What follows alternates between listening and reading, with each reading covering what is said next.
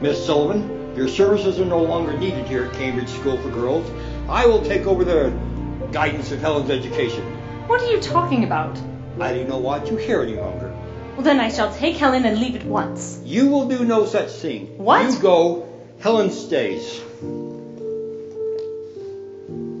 This is my authorization for you to take complete charge of my daughter, Helen Keller.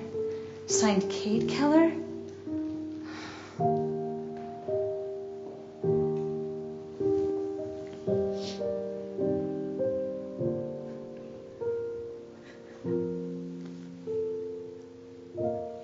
Teacher, what's the matter? Have to leave. Don't know. Mr. Gilman. Miss Sullivan, you will leave immediately. You can send for your things later. Teacher! No! Teacher!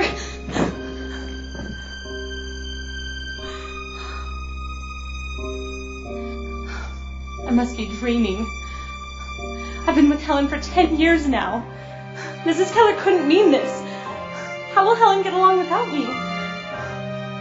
Does Mr. Gilman think he can do what I've done for her? Attend every class with her? He doesn't even know my methods. Is the man insane? Or am I? No. From the moment I arrived here with Helen, Mr. Gilman seemed to have taken an instant disliking to me. Oh, why does this always happen to me? Could this have all been my fault?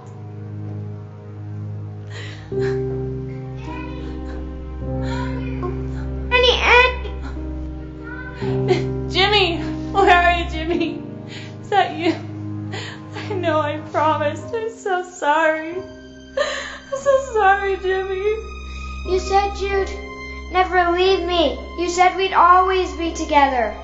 I know. But they took you away from me. I honestly tried. It's all my fault. It's always my fault.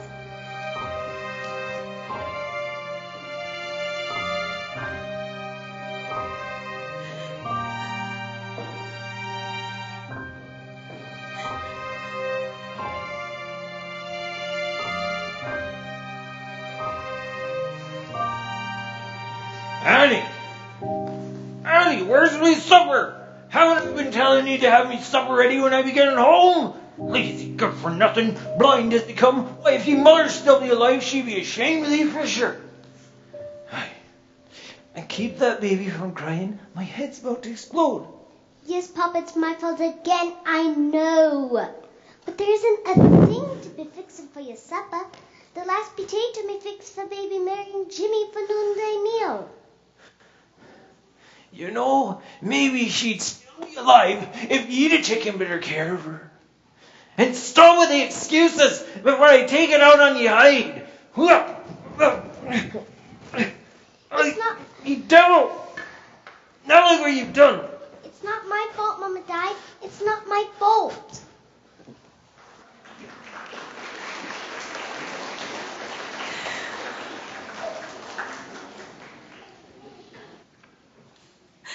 Oh, Mama, I'm so sorry I didn't take better care of you. And we, Mary and Jimmy. Maybe if I'd done better, I'd still have him with me. Maybe I'd still have Helen. Oh, Helen. How will I ever go on without you? You were all I had left to live for. They said I was your only hope. Well, they were wrong. You were the one that gave me a reason to live. You were the one that gave me hope.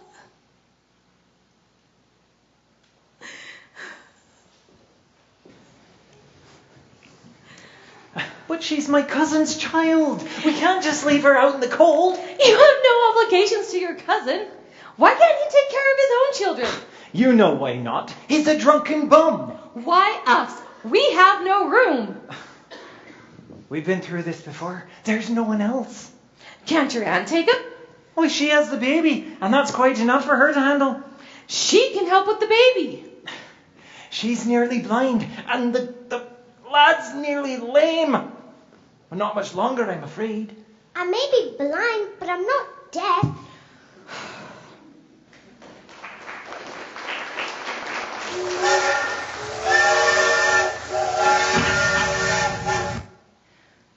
close my eyes and count to 100.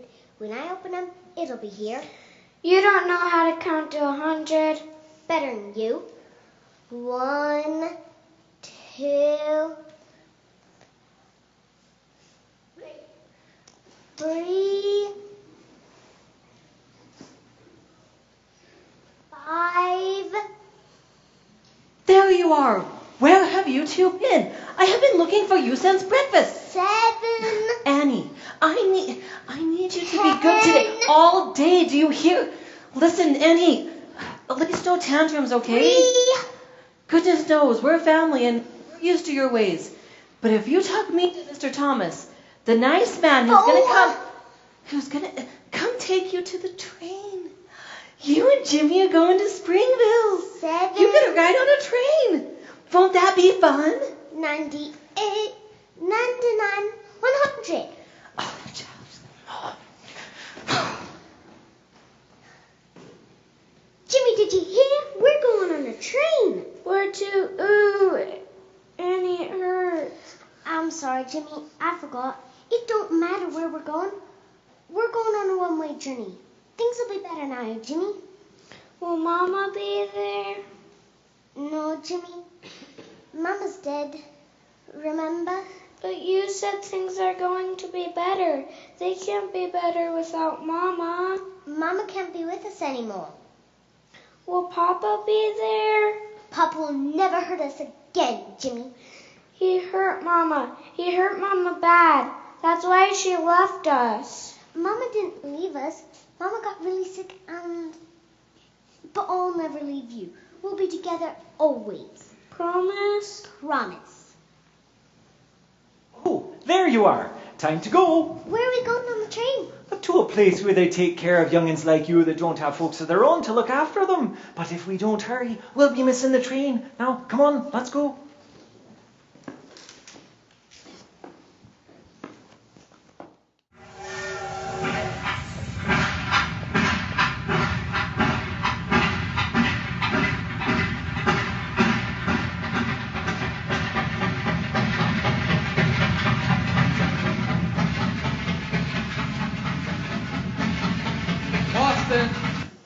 Boston! Hey, sir, you got any food? Jimmy and me are hungry. This is where you get off. Come on, let's go. Hey, watch it! What's wrong with him? You should see his hip. It's got a lump on it the size of a teacup. They say it's tuberculosis. Our mother died of it, don't you know?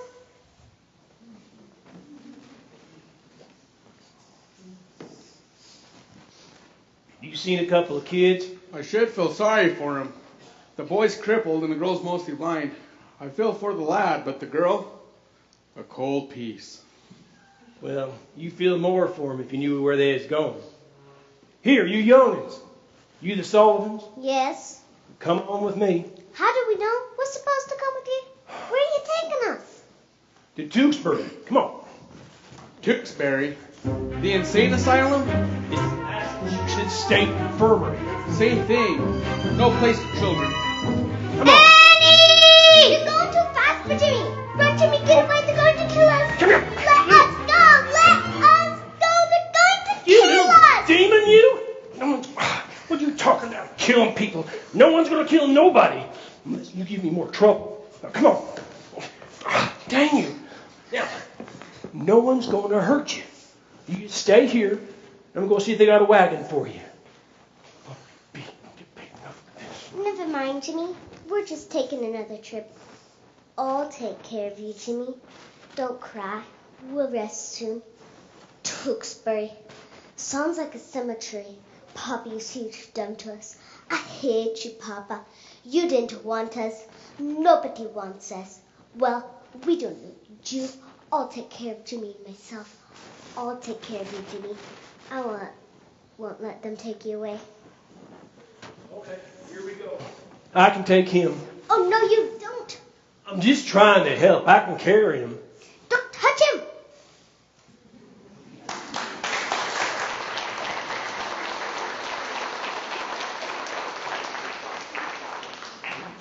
What is this place? Is the state poorhouse. Name? This is Annie Sullivan and her little brother Jimmy. I was told to give you these.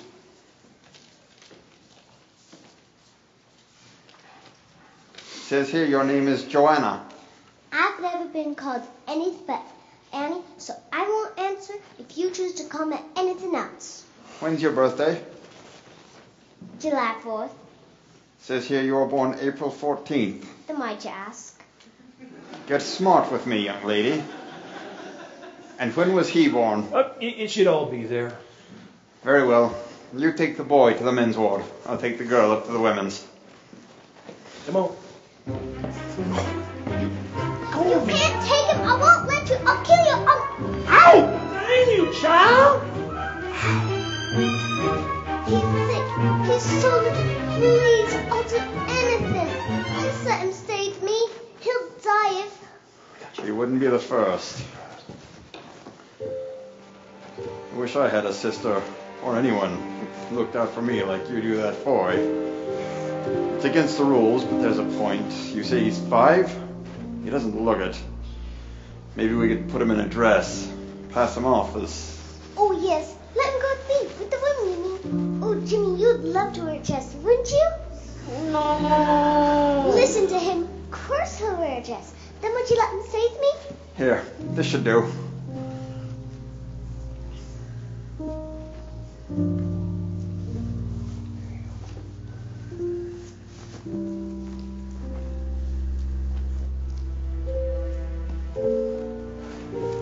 Let me carry him for you.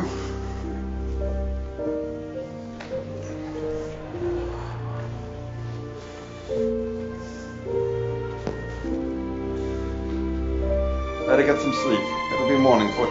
Thank you, sir. I am very tired.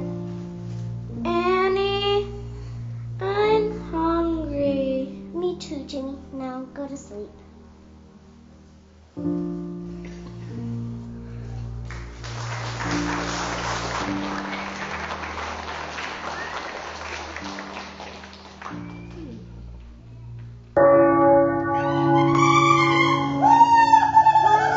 Jimmy, come on! Come on! I paid your picture. Oh, let me see. Let me see. Oh, my. Oh. Look what's coming out the dead house. Could it be ghosts? Dead house? That's what. That's where they wheel the dead ones. Got anything to eat around here? Oh. Black bread and coffee.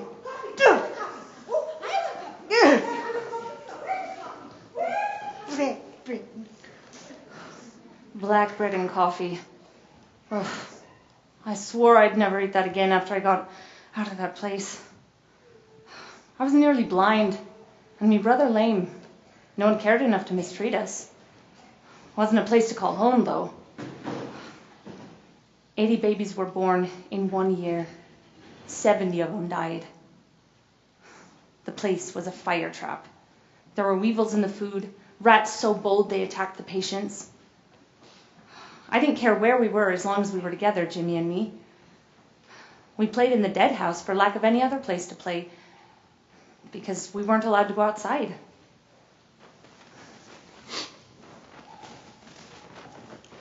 What are you doing? Golly. What's so funny? You playing in the dead house? Well, where else can we play? Another one dead? Yeah. Who's it this time? The old lady. Oh, does that mean we have to leave now?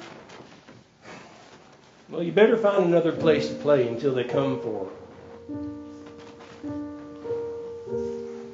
Come on, Jimmy. They come to get the old lady. We gotta go.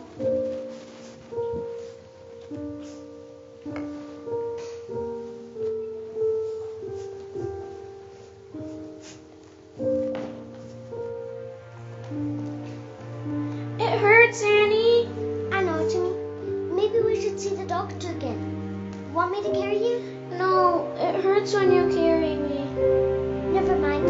I'll ask ask if you can use the old lady's wheelchair? She won't really need it anymore. It hurts! It hurts! I know. Lay down here. George went to get the doctor.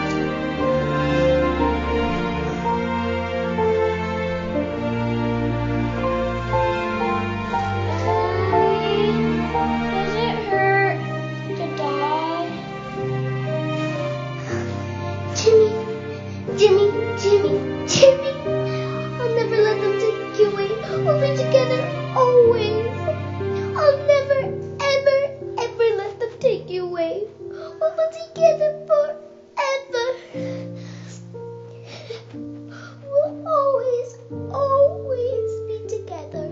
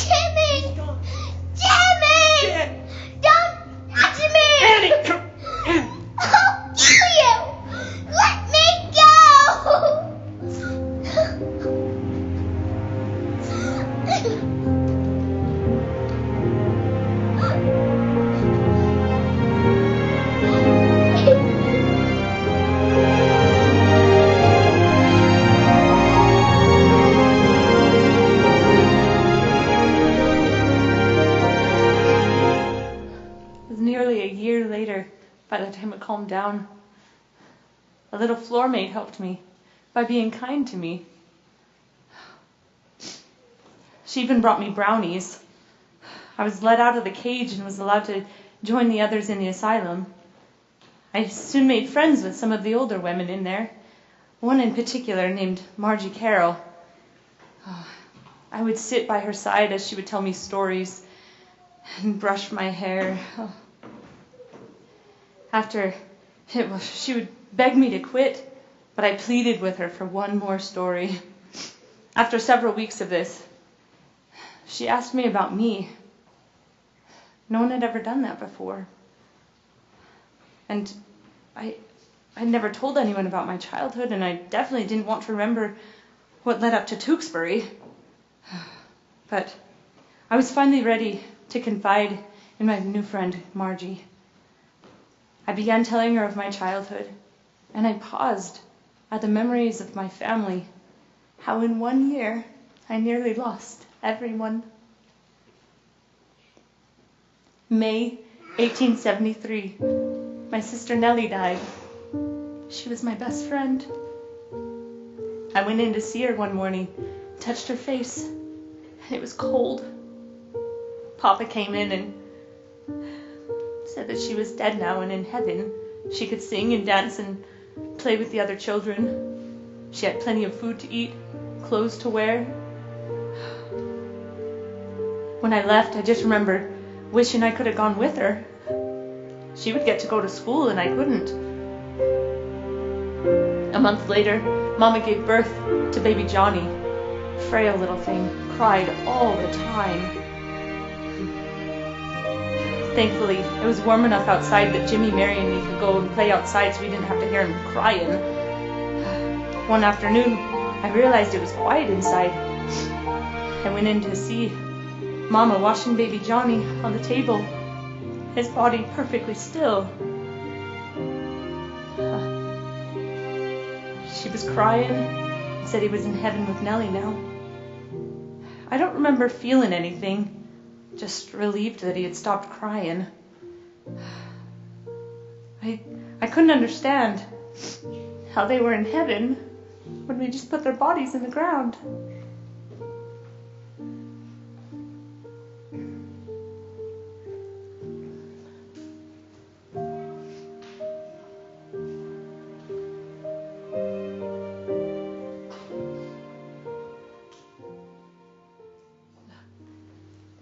was a very lonesome child.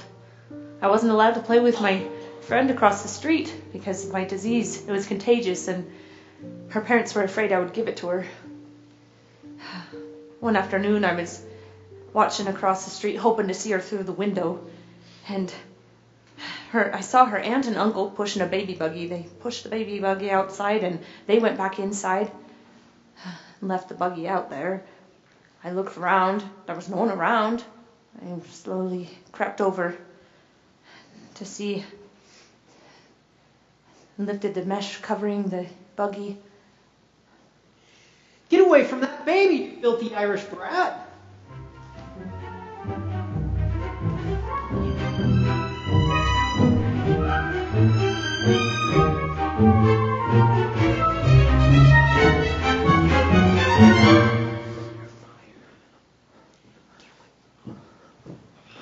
Alright, that's it. She's done it this time.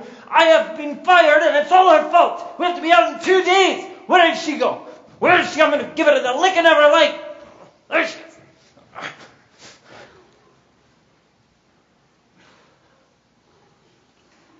Well, he finally found me. I got the beating of my life. Again.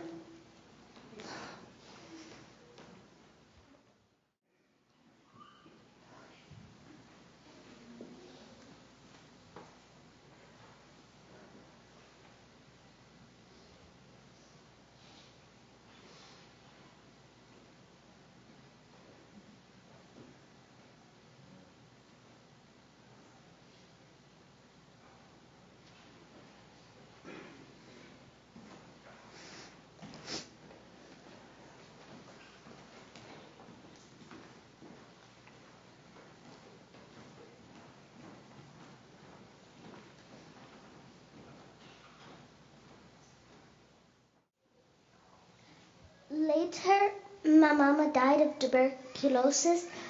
I remember giving her a kiss goodnight and getting a hug and kiss in return. And then the next morning, she was dead. In 1 year, you lost your sister, your baby brother, and then the biggest loss of all, your mother. You poor dear. Papa told me she's now with Nellie and Johnny. Why can I have gone with her? It was just Jimmy, Mary, and you. And you had to be the mother. You were only 8 years old. Oh, sweet Annie, who would protect you from your papa now? Perhaps coming here was your safe haven.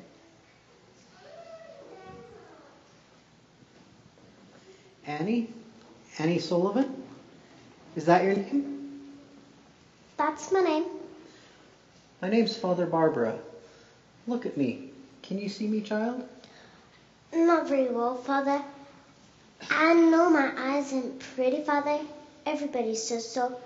I'd be pretty if it wasn't for my eyes, though, wouldn't I? The old lady said.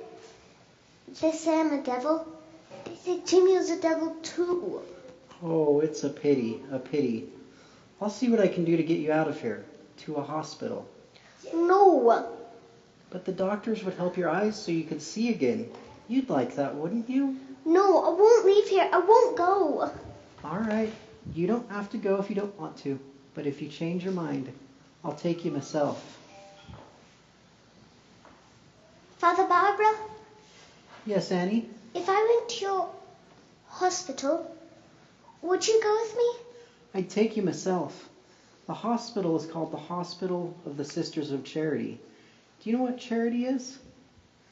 Charity means love. The sisters would love you and care for you. No, just Jimmy. Jimmy loved me. But Jimmy's gone. And anyways, we have room for lots and lots of love in our lives. We need it. We need to receive it, and we need to give it. You see, Annie, God is love. He let Jimmy die? Another day. Another day. The day finally came. It was about a year after Jimmy and me had entered Tewksbury that Father Barbara led me out the door. Oh, Dr. Savory operated on my eyes several times, but none of the surgeries ever worked. I don't remember being scared or anything about it. I just remember that each time they removed the bandages, I still couldn't see. The bad thing about it was there was no place left to go but back to Tewksbury.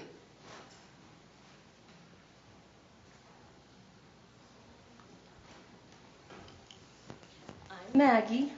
I'm the matron here at the Young Women's Ward. Young Women's Ward? Yep, you'll come with me. Now, this is your bed. Annie, aren't you that little Irish girl? I refuse to speak with an Irish accent because I don't want to be mistaken as a filthy Irish brat. I'm Tilly. I'm running away. Where are you going? Just away. It says here England's a nice place to visit this time of year. You can read? Sure can. I can get books anytime I want from the library. Will you show me where the library is? I can't. I told you, I'm running away. Tilly, I'll help you run away if you want me to. Why'd you do that? All the other kids just tell on me. But I won't. I'll help you. But first take me to where the library is. It's just across the court. Why do you care so much about where the library is? You can't read. You can't even see where you're going. Take some! Take some! Don't you dare say it is so! I'll punch you! Shut up! Annie, we can't have you hitting the other patients. She says I'll never be able to read. Read? Is that what's bothering you? I want to learn to read like Tilly. You'd have to go to school to learn to read. And what school would take you? You can't see. There is that one school, though, I used to hear about. What school? The school where they teach blind children. Maggie, do you think they could teach me? Sure they could teach you. You seem like an intelligent young one. No use thinking about it, though. I shouldn't have mentioned it. But why, Maggie? I want to go to school. I know. I shouldn't have said anything. It would be impossible for you to go to that school. But why? Because, Annie, it takes money. There has to be a way I can get to that school. If there's a school to teach blind children, I must go there. Maybe I'll be the one that's running away. Maggie? Yes, child, what is it? There has to be a way I can get to that school. Oh, Annie, the only way you're going to get to that school is to pray for a miracle. Isn't there an easier way? Do you know anyone we could talk to? Mr. Sanborn, the superintendent of Tewksbury. Would he take me to a school? Not take you, but he might know what you need to do. Will you tell me when he gets here? Please! Annie, calm down. I think that's them here now. But Annie, don't get your hopes up too high. They might not be able to help you. How much do you think it will cost to get it fixed? Could be as much as $200. $200? We don't have $200 to spend on this place. The state only allots $1.75 a week for each patient as it is. You can't feed and house a human being for $1.75 a week. And what do they expect you to do? They don't think of them as human beings. Mr. Sanborn? Annie? Mr. Sanborn? Mr. Sanborn, I want to go to school. I want to learn to read. Please, I want to go to school. Annie, it's me, George. I want to go to school. Please, I'll do anything. Oh, the day finally came when I did learn to read. It was a long road. My Irish temper got the best of me many a time and nearly got me ousted. Annie, I have something to tell you. Annie, I have something to say and something that you want very much to hear. I have a letter here from Mr. Sanborn about you. Maggie, am I Am I going to school? Indeed you are, if you act like a lady. This is what the letter says. The Massachusetts School and Perkins Institute for the Blind are agreed to waive tuition for the ward of the state of Massachusetts, to wit, Annie Sullivan. What's it mean? It means they'll take you even though you can't pay. Maggie, I'm going to school. I'm going to learn to read.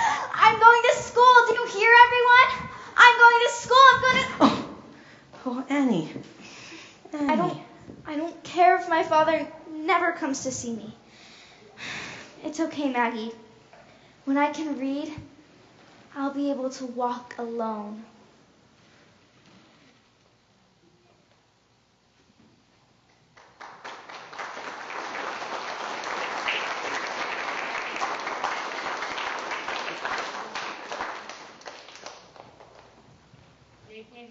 When I walked out of Tewksbury for the last time, George was with me to say goodbye.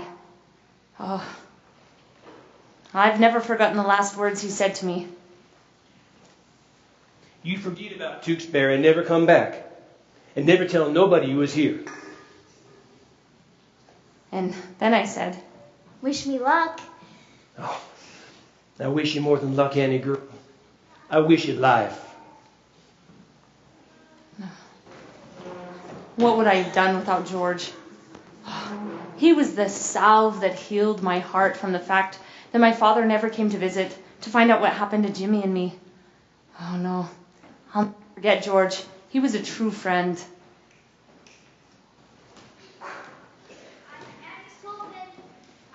Learn to read.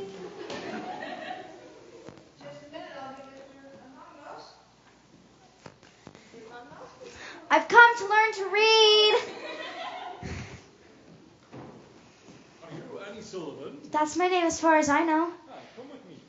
Are you going to teach me to read? Step here. One more. Oh no, I'm the headmaster here. Have a seat. There you go. I'll take that. Miss Lily here will register you, and then we'll determine which class to place you in. Miss Lily? Will you please state your name? Annie Sullivan. Will you please spell Sullivan? Spell? But I can't spell. You Children? cannot spell your own last name? Put her in the beginner class. Yes, sir. Come with me, Annie. Let's take your coat. Step down. And again. Miss Black, this is a new student. Children, this is Annie Sullivan. I hope you'll make her feel comfortable. Cheese,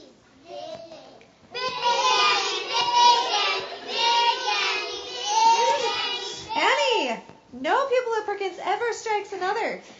If you want to stay here, you will behave like a lady. Well, they weren't behaving like ladies. And you will keep your voice down. Children, let's all take our seats and hold out your hands.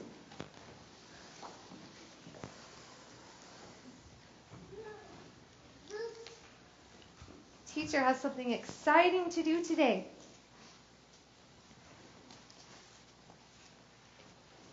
We are going to be weaving mats for our mothers. I came here to learn to read. I want to see Mr. Anagnos. Oh, you'll see him all right. Come with me. This way. What is all the commotion? Your new student. She's too good for us. I'm nothing of the sort, and I never said so. I just said I want to learn to read, not play with yarn. Annie, walk with me. Miss Black, you may return to your class.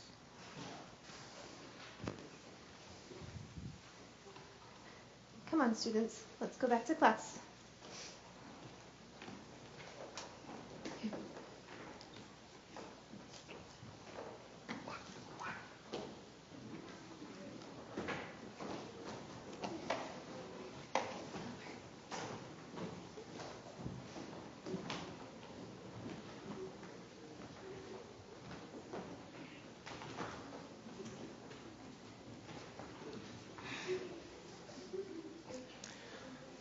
Annie Sullivan.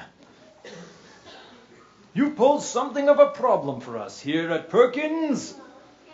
Why, not that it's your fault, but the fact remains.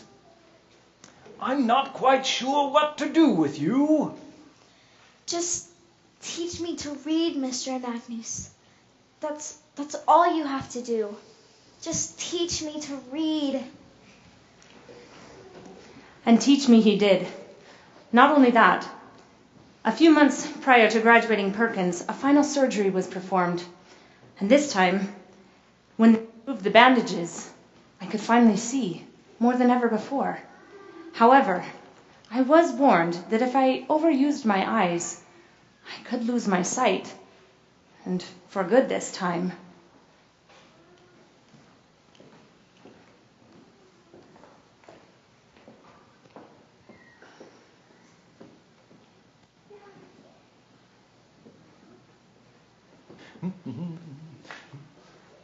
Oh, Annie. Quite the graduation celebration coming up. You probably know what I'm going to say. Why, when I think of what a wild one you were when you first came to us 6 years ago, I despaired. Yes, I was the most unkempt, untaught, unmanageable, the shabbiest of girls Perkins had ever received. But I had faith in you. And I'll be forever grateful. Oh, you've more than justified our faith. Annie Sullivan, we are very proud of you. Oh, thank you, Mr. Anagnus. And it's Anne Mansfield Sullivan, sir. Oh, yes, I do recall seeing the addition of Mansfield to your signature recently, but do tell me, where on earth did you get that particular name? Oh, don't tell. I tried several on for size. This one sounded the most aristocratic, so I've adopted it. Oh, I like you. Anne Mansfield Sullivan. And I like you. Well, it has come. Have you given much thought to what you are going to do after graduation? No, not much. Have you possibly considered becoming a teacher? Oh, no. I don't think I could be what's expected of a teacher. It's such a false situation, a classroom. I want to teach from life. Well, it just so happens I just received this letter, but I thought of you first. I do hope you'll consider it. A job? Well, what kind? No. As governess of his little deaf, mute, blind daughter. Deaf, mute, blind. Oh, she's 6 years old. She was stricken when she was 19 months old. I couldn't.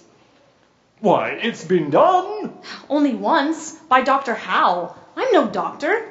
Just a lowly blind student myself. Yes, well, Dr. Howe kept his extensive journals on the subject on his work with Laura Bridgman. I'm sure you're familiar, but please read them. Learn what you can.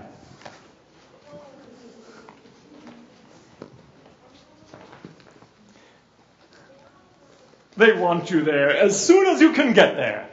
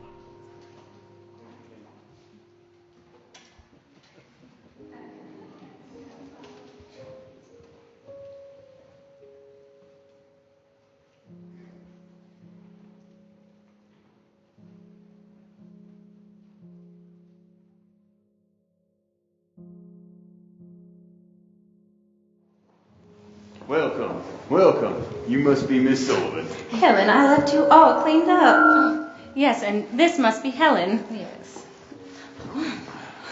James, please take Miss Sullivan's bags to her room.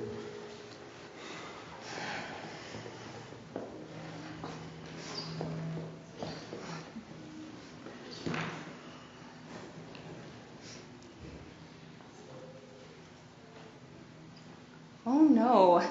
Helen is not simple-minded. That was very clever of her. Do you really think so? Yes. And since you've asked for a governess, I'll start right away. D-O-L-L. Doll. D-O-L-L.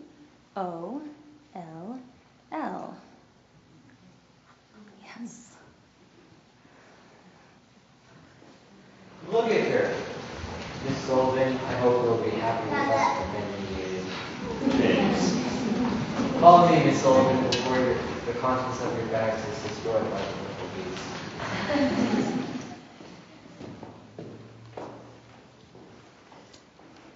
I don't see how she's going to have any more luck with her than we did. She's mighty young. How could Anagnos think that child could teach Helen? What was he thinking? Well, her age might be a benefit to her. I mean, goodness knows we can't keep up with her anymore. And why does she wear those dark glasses all the time? I like to look into a person's eyes when I speak to them. She was blind up until 2 weeks ago. She's had 8 surgeries to restore her sight. They expect one blind child to teach another? Well, look what she's done already. C-A-N-D-Y. Candy. C-A-N-D-Y. Candy.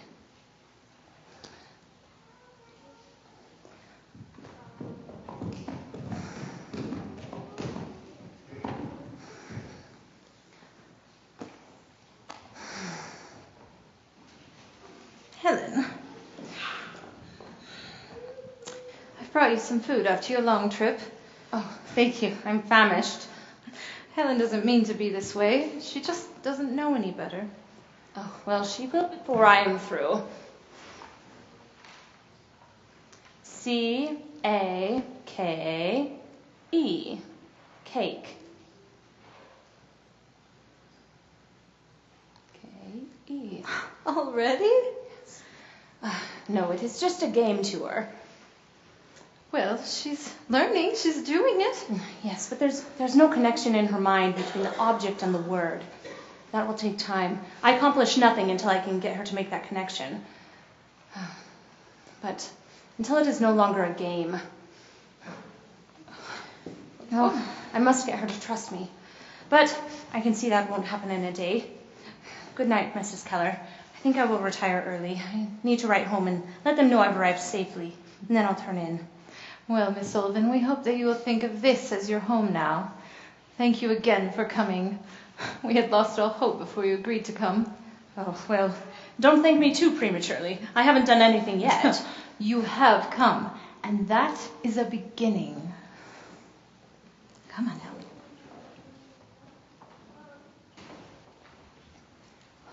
It was not as easy as I thought, since the first obstacle I had to cross was discipline. Not Helen, but her family. Oh, I was not prepared for what I met the next morning. No amount of instruction could have prepared me for the confrontation I had with Helen and her family the next morning.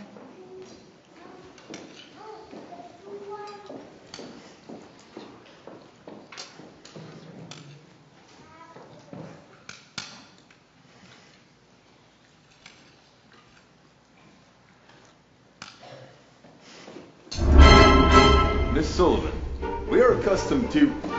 Miss Sullivan, this is my home and we are trying to have a quiet breakfast.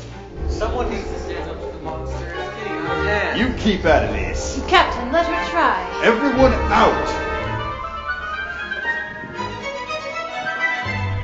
Kate, I have a good mind to send that Yankee girl straight back to Boston. Please give her a chance to prove herself. What does she think she's doing? I think she's Helen's only hope.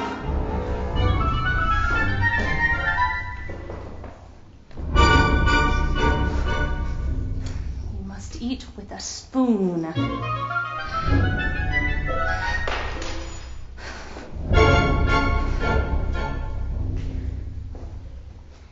We eat with spoons. Eat one time with a spoon.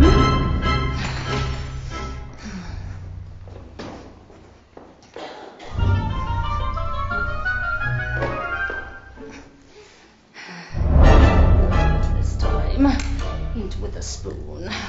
Yes. You must learn how to hold your own napkin.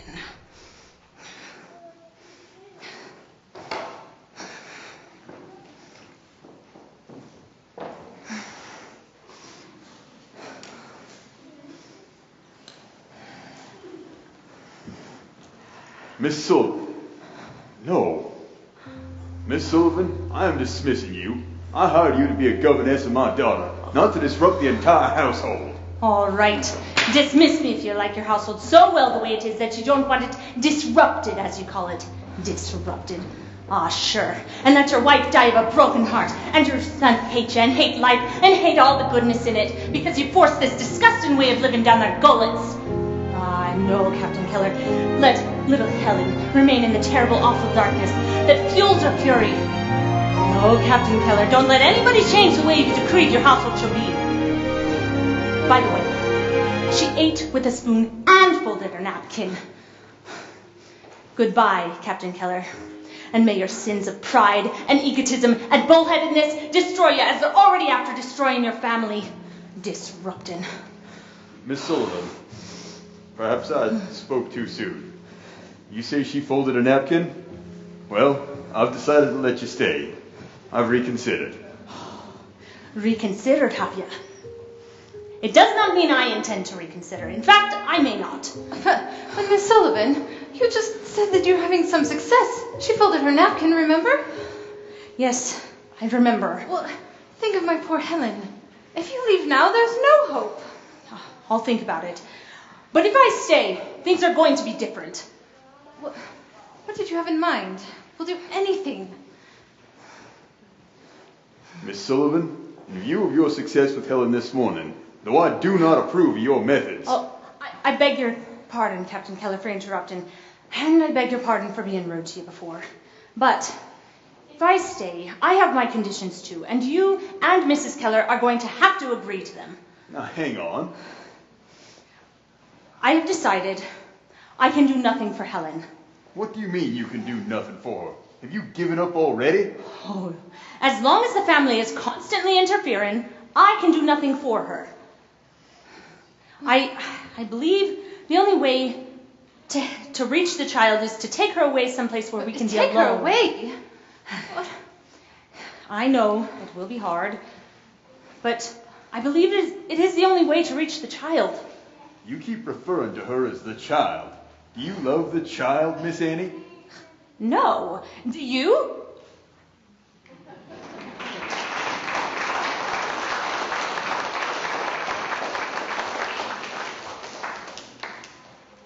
A place was finally decided on. It was the garden house. He gave me 2 weeks. I told him I could accomplish nothing in 2 weeks, but he insisted or the deal was off. The preparations were made the next day, and we moved in that evening. That is all I can expect her mother to hold off. Helen is only 6. She needs her mother. All right, 2 weeks. What's that? The letter A. You're going to have to learn them for when I finally break through to Helen. You may as well begin now.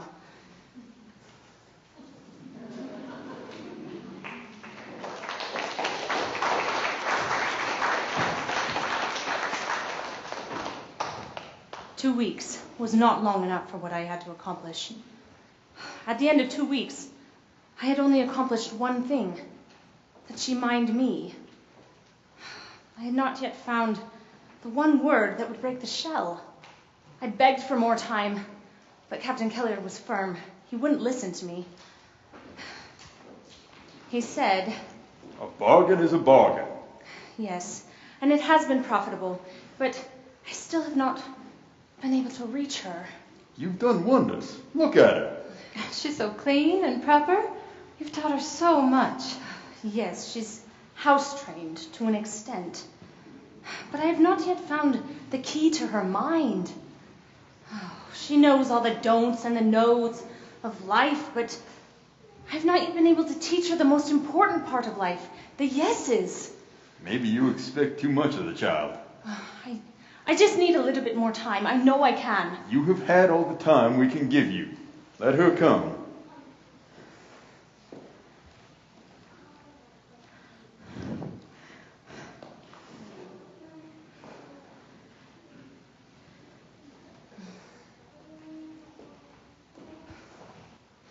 All I had to teach her was one word: everything. I didn't give up, though. The Irish in me made sure of that. Although it took every fibre of my being to keep myself from going straight to my room and packing my bags. No amount of money could have kept me there. It seemed every day we spent together, I was more sure I wouldn't break through to her. Then one day, we were out for a walk, and just as any other day, I was spelling everything we touched, ate, smelled into her hand.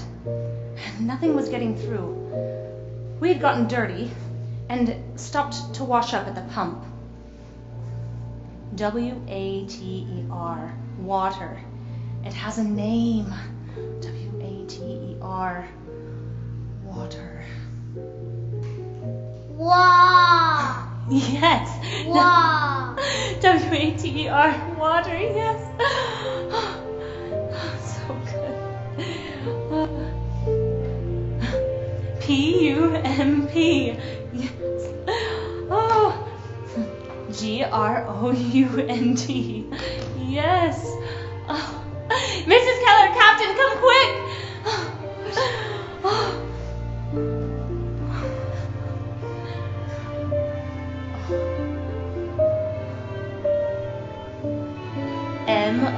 M-O-T-H-E-R.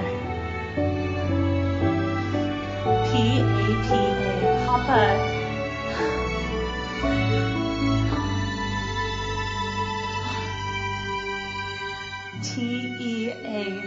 T-E-A-C-H-E-R. Teacher. Here's one victory this Confederate family is glad to see won by a Yankee.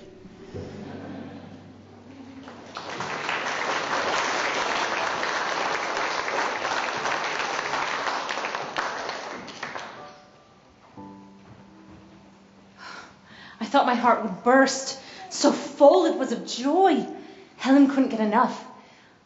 Every day and all day, she wanted to know what everything was. Our days were spent outside, spelling everything we came in contact with. We rode horses, climbed trees, picked corn, and found little insects and animals that she could touch and feel. Helen learned quickly, and there was never an outburst of fit or anger from her again. It was as if, once the light came on, the darkness left. And Helen became the most delightful child I have ever known.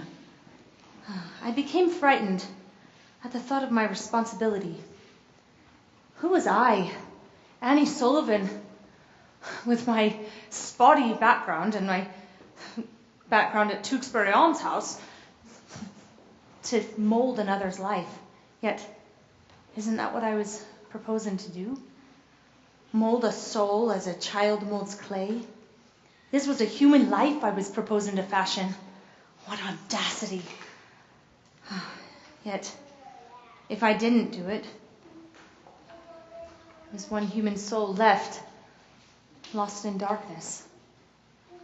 I couldn't do that. Oh, Helen.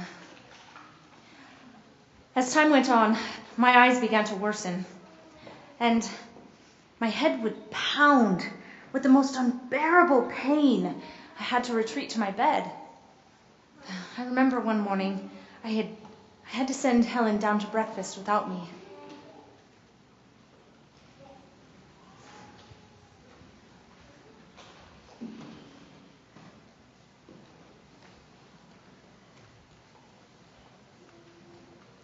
Teacher is sick again. She can't come down. This is the third successive day. Well, the doctor warned her. Warned her? What did he say? Well, he said that the operation was successful, but that if she used her eyes too much, that they might give out again, completely. Oh, we must get her to her doctor in Boston as soon as possible, if it is not too late already. Why, the poor girl can scarcely see as it is. If Miss Annie Sullivan is to be Helen's eyes, then she must have her own eyes to see with. Miss Sullivan's health is more important to Helen than Helen's education. And she's done this for Helen, knowing that it might mean her own sight. I'll make arrangements at once. I was away from Helen more than 4 months before Dr. Bradford released me to return to her. Before I boarded the train, I went to say goodbye to Mr. Anagnus.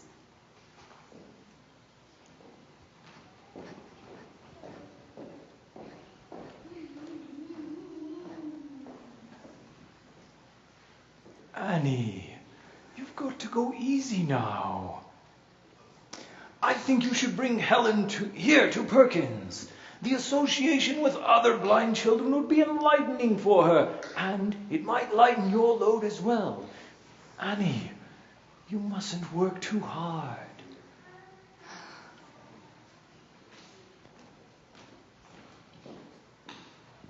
Helen and I went for a season at Perkins.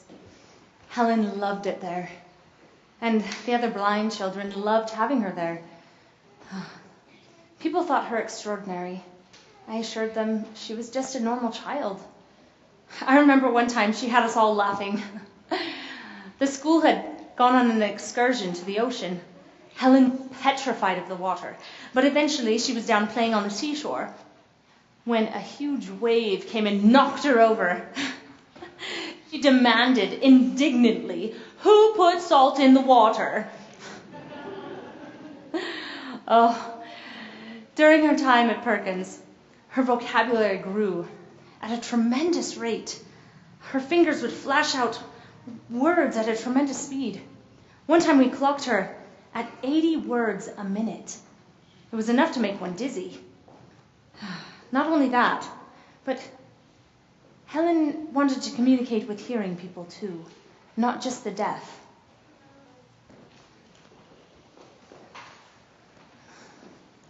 How do blind girls know what to say with their mouths? Well, they can hear. Do deaf girls ever learn to talk? It has been done, but it's very difficult. If they can do it, so can I. Maybe we can learn a few words before your mother comes to visit. It was the most tiring and time-consuming experience I had ever had. Helen was relentless in her desire to learn. She literally had to feel the position of my tongue in my mouth for every sound and feel the vibrations on my throat. But before her parents came to visit that spring, Helen had learned to speak a few words.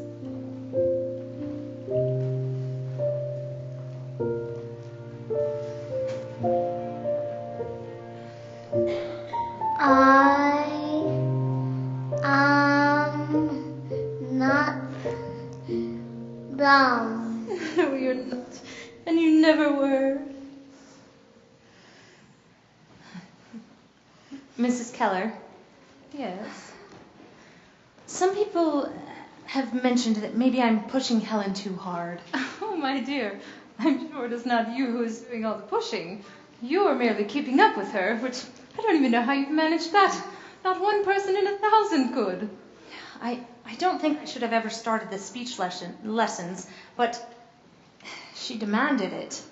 I know, it is a big responsibility, but she seems to be doing very well.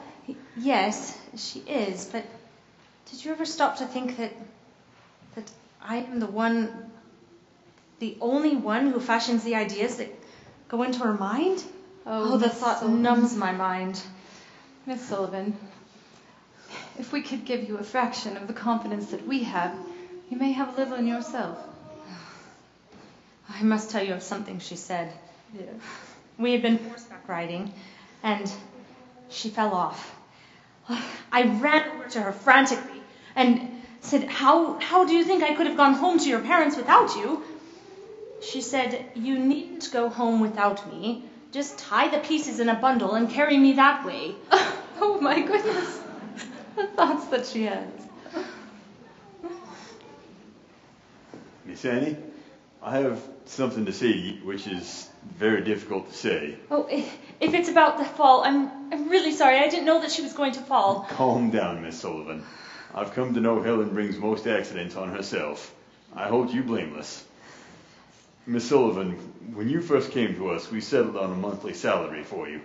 It was little enough, but it was all I could pay.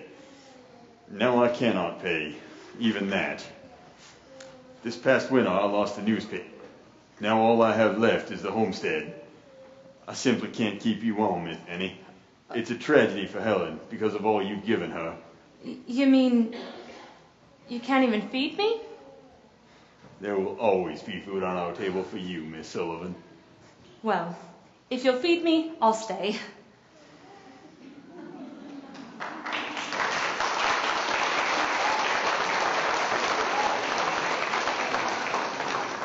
I never received another payment from him again. But it wasn't about the money. It was about what Helen was doing for me. She was bringing me higher than I ever imagined I could go. She was teaching me far more than I would ever teach her.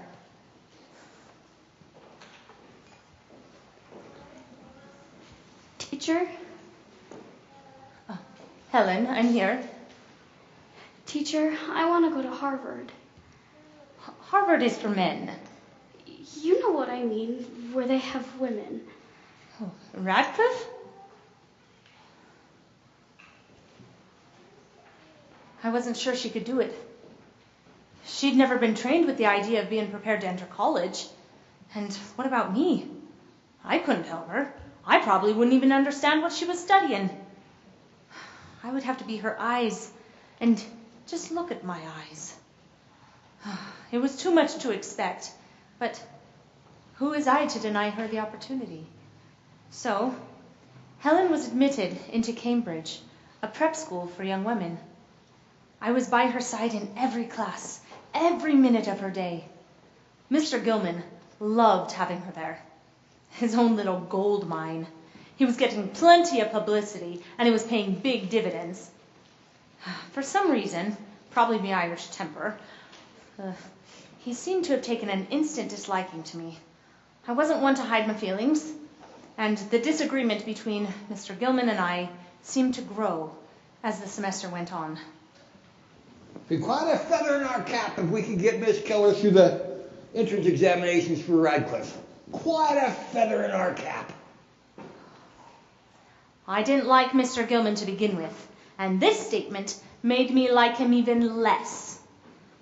Mr. Gilman wanted to take over Helen's education and remove me completely from her life. He wrote to Mrs. Keller and told her I was ruining her health and I was pushing her too hard. It was at this time that I received a message that Mr. Gilman wanted to see me in his office. I went directly to his office so as to not cause more reason for reprimand. Mr. Gilman, you wanted to see me? Yes, Miss Sullivan. Your services are no longer needed here at Cambridge School for Girls. From now on, I will take over guidance of Helen's education. What are you talking about? I do not want you here any longer. Then I shall take Helen and leave at once. You will do no such thing. You will leave. Helen stays. What? This is my authorization for you to take complete charge of my daughter, Helen Keller? Signed Kate Keller?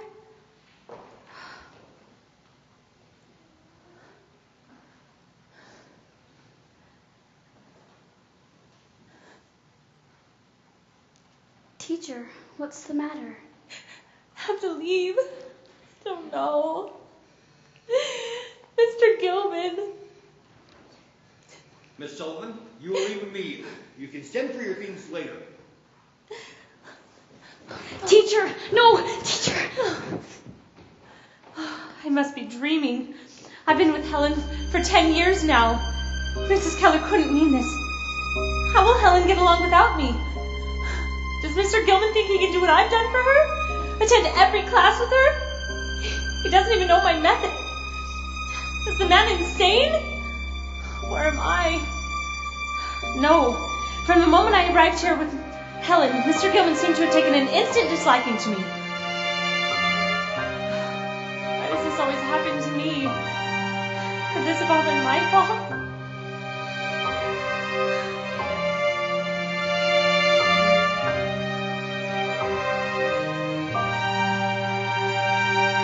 Your services are no longer needed here. Please, for nothing, blind as he come. You can't see where you're going. If my mother still be alive, she'd be ashamed of me for sure. The fact is, being quiet. Maybe she'd still be alive. If Jesus no longer needs here. Please, for nothing, blind as he come. You can't see where you're going. If my mother still be alive, she'd be ashamed of me for sure.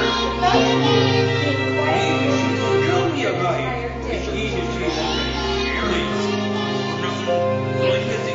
You can't see where you're going.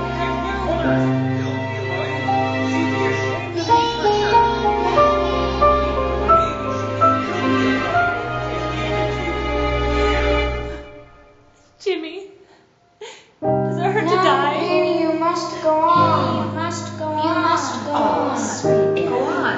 You poor dear. We are very proud of you, Annie Sullivan. You seem like a smart man. You will always have a place without Annie Sullivan, I wish I could give you a small fraction of the confidence we had of you so that you might have little in yourself. I wish you more than luck, Annie girl. I wish you life.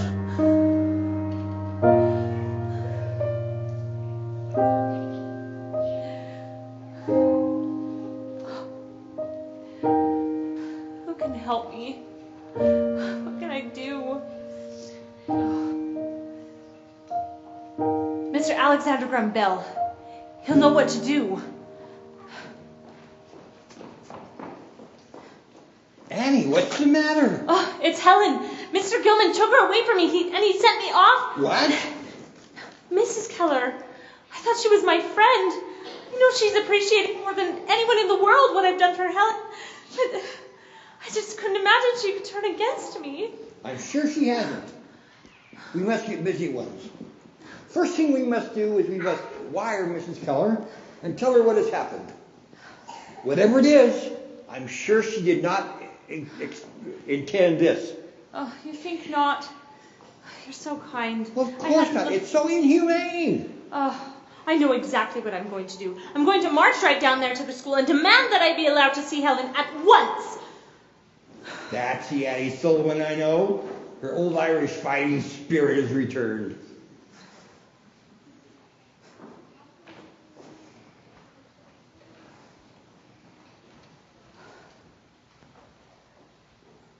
Oh, Miss Annie, I'm so sorry. That's all my fault.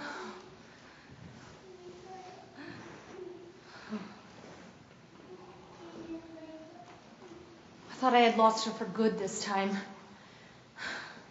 I couldn't imagine my life without her. I didn't want to live without Helen. I would die without Helen. It sounds a bit dramatic, I know. But it's how I felt. I had grown to love her so much. But all is well now. I have my Helen back. And the next chapter in our journey began shortly after.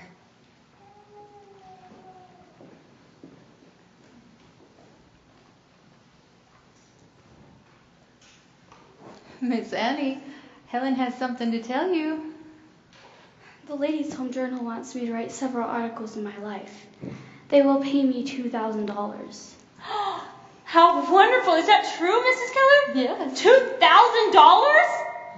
And, teacher, I got this telegram in the mail this morning. Read it for me. You have been accepted into Radcliffe. You did it! She did it! Oh, how wonderful. Oh. How are we to keep up with the articles and keep up with your studies if you're to make it at Radcliffe?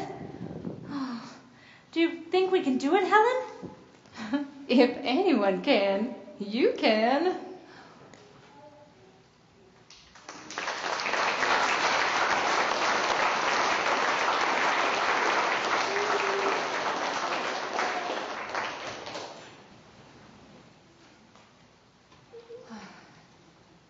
Dear Mr. Bell, how strange it is to be telling you this, but I feel I need to tell someone. I have learned to love again, even though I swore on Jimmy's grave that I would never give my love to anyone again. But Helen opened the door to my heart, and all the love I could ever imagine came flooding in. While it was open, in walked John Macy. I hear you're in need of an editor. That happens to be my specialty. Oh, yes. We could certainly use some assistance getting Helen's life story on paper. Well, I do editorial. And when I have nothing better to do, I dabble in writing. Oh, well, you sound busier than we are. We could certainly use your assistance in the project, but we don't want to take away from... Let's take a look at what you have in mind.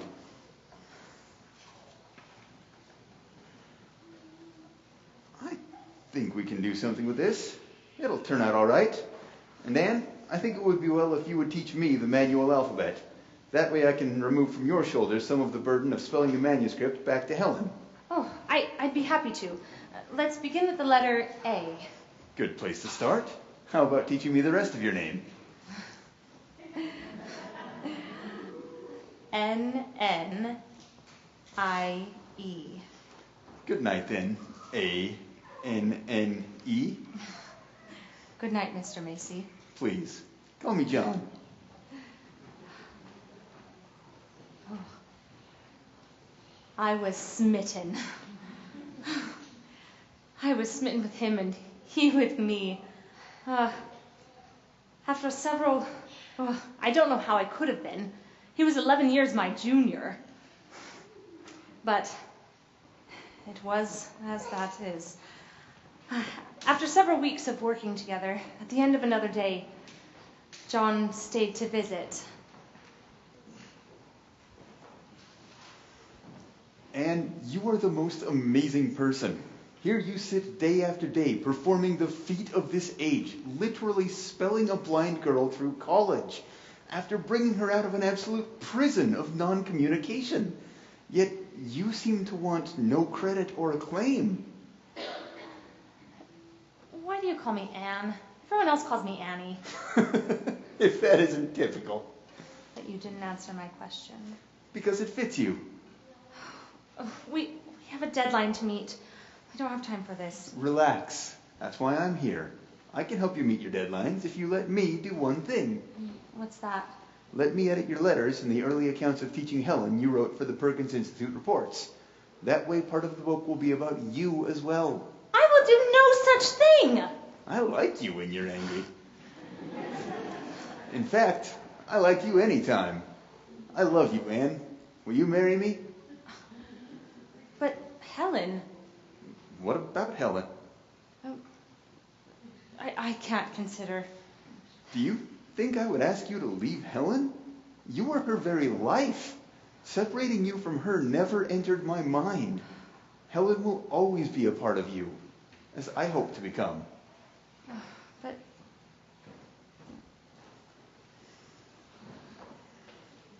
would it be fair to you?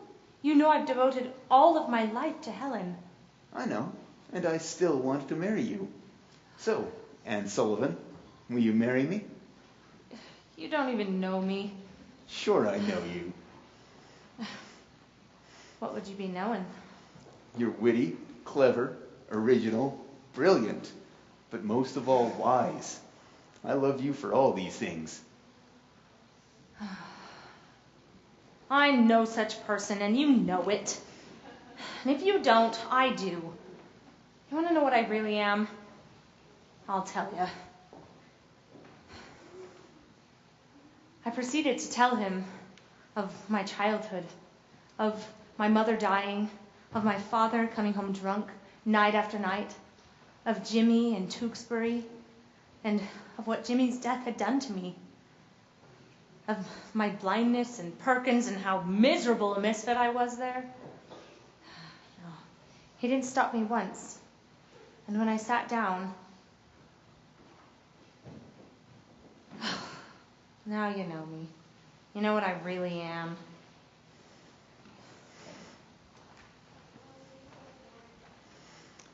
I love you, Anne.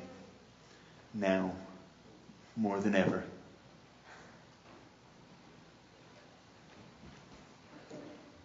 And so, on May 2nd, 1873, Annie Sullivan became Ann Macy, John's wife.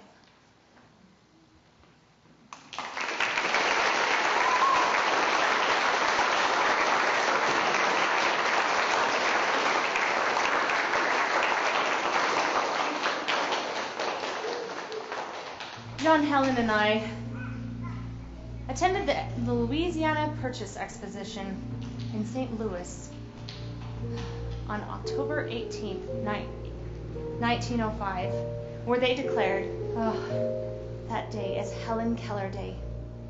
They asked Helen a question that puzzled me a bit.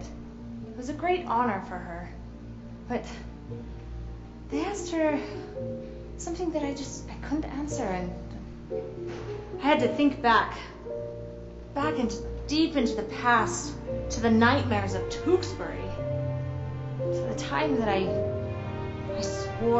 vowed never to let it re-enter my mind, to find the answer.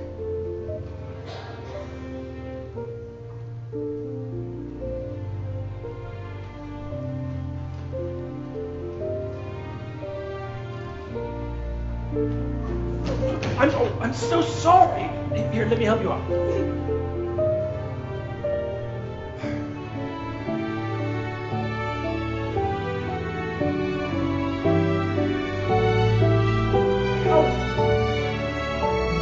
How long have you worked here? I guess I've worked here since the place opened. Oh, well, maybe you could tell me some of the history of the place then. I don't know that I can tell you anything, but I can show you.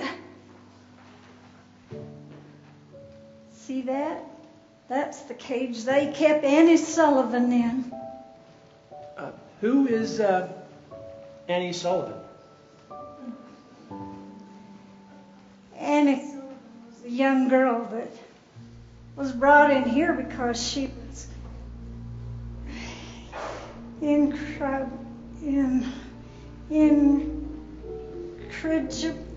Incorrigible? Yeah, incorrigible. Yeah, that was it. Nobody could do anything with her. But then, when her brother Jimmy died, she went clean crazy, kicking and screaming, scratching people and throwing food at them. Not even the doctors and nurses could examine her or anything. I know, because I saw them trying with her spitting and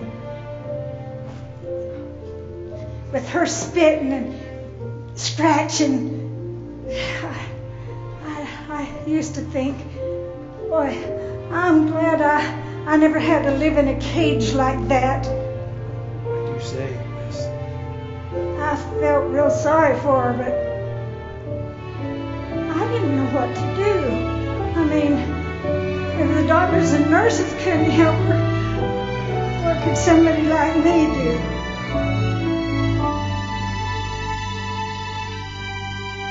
So one night, I decided I'll just make her some brownies. How kind of you. Yep. And the next day, I brought them in and I went carefully to her cage. Annie, I baked these brownies just For you, I'll place them right here on the floor, and you can come get them if you'd like.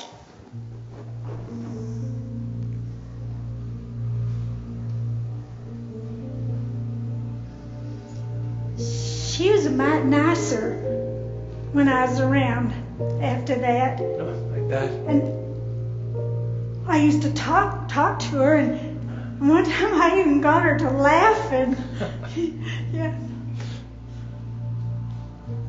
A nurse noticed, and she told the doctor, and they asked me if I could help them with Annie, and I said I would if I could.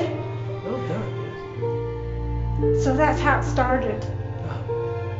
That every time they would go in to examine or see Annie, I would have to be the first one to go into the cage, and I would explain, and I would calm her down, and I would hold her hand. But then they always knew that Annie's eyes were bad.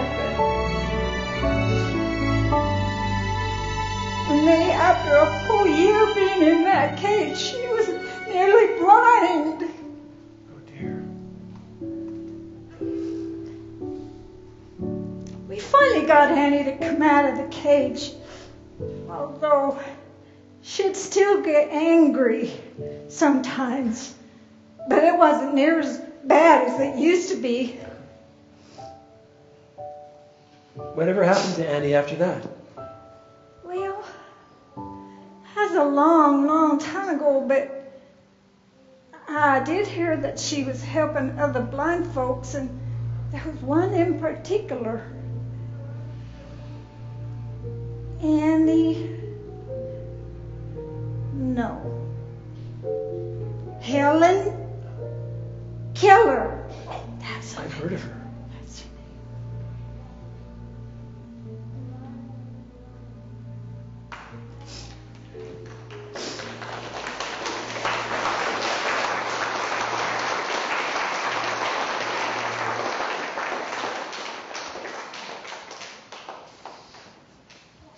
It is my extreme pleasure to announce that this day will henceforth be known as Helen Keller Day.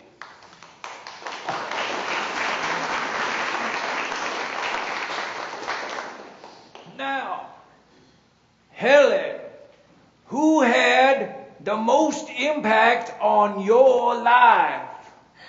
Annie Sullivan. Oh no. The woman who had the most impact on both our lives was a little floor maid at Tewksbury Institute.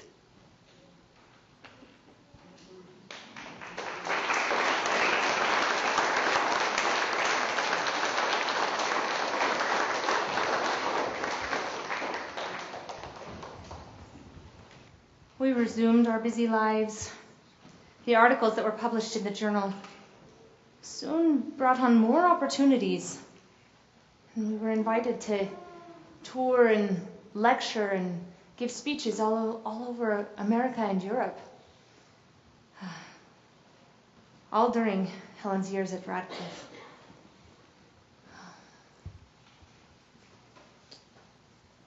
She graduated top honors in her class. For the next 7 years, we continued the tours. John would join us when he could, but he stayed behind when required. Oh, I missed John when he wasn't able to travel with us.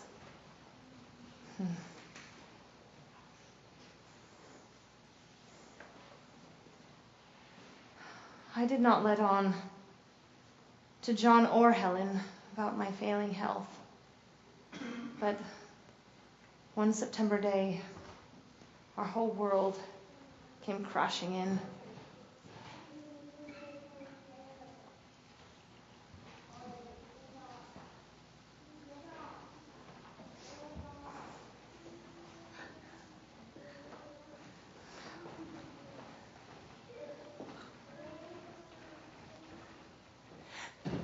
Teacher? Are you ill? What do I do? What shall I do? What can I do? Oh, help! Help me find help from the teacher. Oh, please. Dear God, help of the helpless. Please help me now. Help, what do I do? John, we need you. I've done this to teacher. Help! Help! Help! When teacher returned home from the hospital, her spirits were very low. The doctor had to remove her right eye, and her left eye was of almost no use to her. Reading would be very difficult for her now. She didn't let on that it was any problem, but it was hard on her. She didn't want me to know of her bad health and never spoke about it to me, but I could sense that something was wrong. I tried to be as helpful as I could be, but it was not what she really needed. She was going downhill fast, and I knew it wouldn't be much longer that I would have her here with me. Teacher, I can't believe how utterly helpless I was here without you. This could happen again, and I am determined to learn how to cope. I'm so sorry I didn't teach you independence with all the Latin you needed to learn.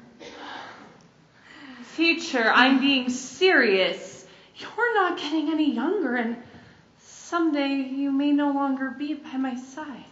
Oh, you know, you're not wrong, Helen. With all the speeches you do around the world, we'll need to find a replacement for me. Oh, these came for you while you were in the hospital. Oh, it looks like it's... Oh, another invitation to lecture. Where this time? The Philadelphia for the Convention for Blind Educators. It's a fundraiser. Oh, teacher, can you believe some of these questions that people ask me? No, she does not sing and play the piano.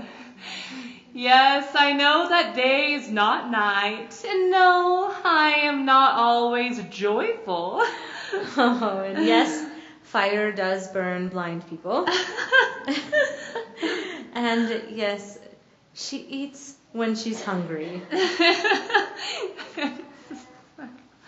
Oh, here's another telegram. Let's see. Read it for me, Helen. Oh, yes, here. Let me read it. Where are my glasses? Oh, today is your lucky day. You have won $3,000.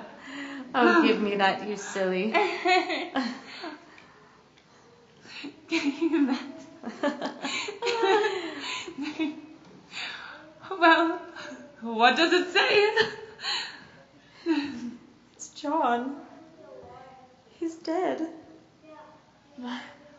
What happened? He died of a heart attack in a hospital in Pennsylvania. All alone.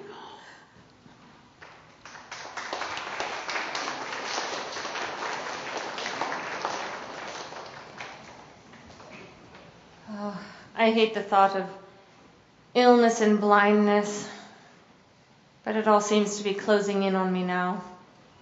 Helen, what day is it? October 20th. What year is it? 1936. Why do you ask? I want to know the day that I died. Teacher, don't talk like that. You aren't going to die. You can't die. You haven't taught me how to live without you. Some things are never learned, Helen. I am at peace. I feel as though I'm lying at the feet of God. I have no remorse for my life, no regrets. Not even that you gave up your dreams to help me fulfill mine? Oh no, Helen. That was my dream. I wouldn't change anything if I had to do it over again. I need you to remember that. You gave me hope.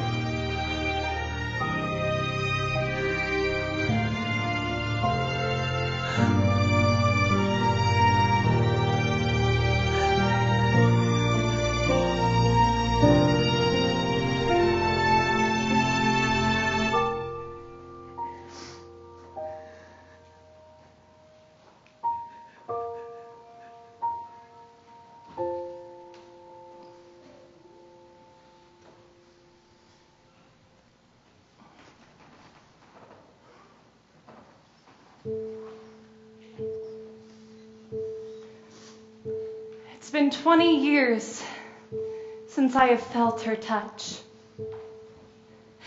My teacher is so near to me that I can scarcely think of myself apart from her. I feel that her being is inseparable from my own, and that the footsteps of my life are in hers. All the best parts of me belong to her. There is not a dream or an aspiration or a joy in me that was not awakened by her loving touch. It was difficult to go on without her. When she died, a part of me died too. A new wing was added to the Perkins School for the Blind on November 15th, 1956.